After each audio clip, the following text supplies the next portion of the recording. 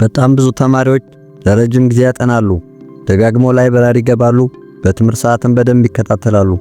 ነገር ግን ፈተና ብዙም ሲሰሩ አይታዩም። ሌሎች ደግሞ ትንሽ ጊዜ ያነባሉ፣ ላይብረሪ ደጋግመው አይገቡም፣ ግን በጣም አሪፍ ውጤት ይሰራሉ። ይህ ለምን ይሆናል? ብዙ ተማሪዎች የሚጠይቁት ጥያቄ ነው። ችግሩ የጥናት ሰዓት ሳይሆን የአጠናን ዘዴ ነው። እነዚህ ተማሪዎች የሚጠቀሙት ምንም አይነት ውስብስብ ነገር አይደለም። ይልቁንም ቀጥዬ የማሳያችሁን 5 ውጤታማ የአጠናን ዘዴዎች ብቻ በመከተል ውጤታችሁን በእጥፍ ማሻሻል ትችላላችሁ። የመጀመሪያው ራስን ለጥናት ማዘጋጀት። ብዙ ሰው የሚያስተውለው ነገር ጥናት ማጥናት ስንፈልግ በየትኛውም ቦታና ጊዜ ማጥናት መጀመር ነው። ነገር ግን ይህ ልምድ ሙሉ በሙሉ ስህተት ነው። ምክንያቱም አንድን ጥናት ከመጀመራችን በፊት ራሳችን መፈተሽ በጣም ጠቃሚ ነው። ይህ ማለት ጥናት ከመጀመራችን ከትንሽ ሰዓታት በፊት አእምሮአችንን ሊረብሹና ትኩረታችንን ሊበታተኑ የሚችሉ ነገሮችን ማስወገድ አለብን። ታላቁ ፈላስፋ ሴኔካ ትኩረት ያልተሰጠበት ተግባር ሁሉ ብክነት ነው ይለናል። ይህ ማለት ጥናት ከመጀመራችን ከትንሽ ሰዓት በፊት አእምሮን ሊረብሹ የሚችሉ ነገሮችን ማለትም ስልክ፣ ማህበራዊ ሚዲያ እንዲሁም አላስፈላጊ ጭንቀቶችን በማስወገድ አእምሮን ንጹህና አዲስ ነገር ለመቀበል ዝግጁ ማድረግ ያስፈልጋል። በተጨማሪም አእምሮአችን ውስጥ ያሉ ያልተቋጩ ሐሳቦችና ጉዳዮችን መጨረስና ሙሉ ልብን ለንባብ ማዘጋጀት ያስፈልጋል። ሁለተኛ ንቁ ማስታወስ ወይም አክቲቭ ሪኮል የሚባለው ነው። ይህ ማለት አንድ መጽሐፍ ወይም ንባብ ለረጅም ጊዜ እየደጋገሙ ከማጥናት ይልቅ የሚያጠኑትን መጽሐፍ በመክደን በራስ ለማስታወስ መሞከር ማለት ነው። የስነ ልቦና ባለሙያዎች የሆኑት ሄነሪ ሮዲገር ዘሰርድና ጄፍሪ ከርፔኪ ያደረጓቸው ጥናቶች እንደሚያሳዩት ያነበቡትን ነገር በራስ ለማስታወስ መሞከር መረጃውን በድጋሚ ከማንበብ በሁለት እጥፍ የላቀ ውጤት እንደሚያመጣ አሳይተዋል። አንድ መረጃ በራሳችን ለማስታወስ ስንሞክር አንጎላችን ያንን መረጃ ለወደፊት ለማግኘት የሚያስችሉ መንገዶችን ይፈጥራል። ስለሆነም አንድ ምዕራፍ ካነበብ በኋላ መጽሐፉን መዝጋትና ዋና ዋና ቁልፍ ሐሳቦችን በማስታወሻ ደብተር ላይ ጻፍ። ሶስተኛ SQ3R ዘዴ መጠቀም ነው።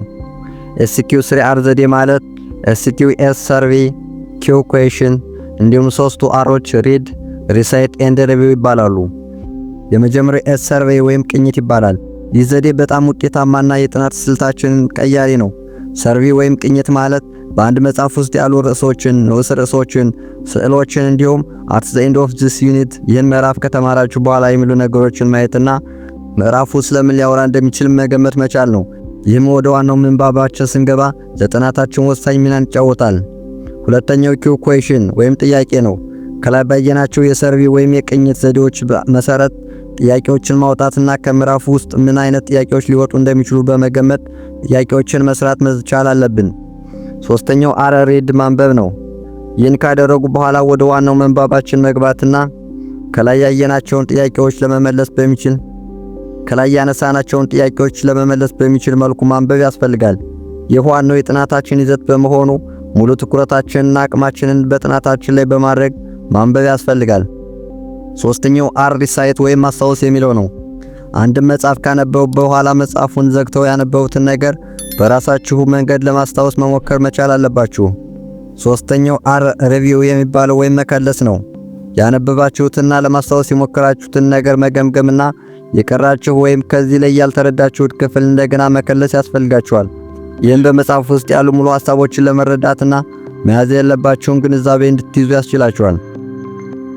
አራተኛ የጥናት ዘዴያችን ከፍ የሚያደርገው ዘዴ ለሰዎች ማስተማር የሚለው ነው። እስካሁን ያጠናችሁትን ትምህርት ከእናንተ በታች ላለ ሰው ወይም ለአንድ ሕፃን እያስተማራችሁ እንደሆነ በማሰብ ማስተማርና ግልጽ ያልሆነላችሁ ነገሮች እንድታውቁ ያስችላችኋል። ይህም ማስረዳት ያልቻላችሁት ክፍል እንድታውቁና በድጋሚ ተመልሳችሁ እንድታጠኑ ይረዳችኋል።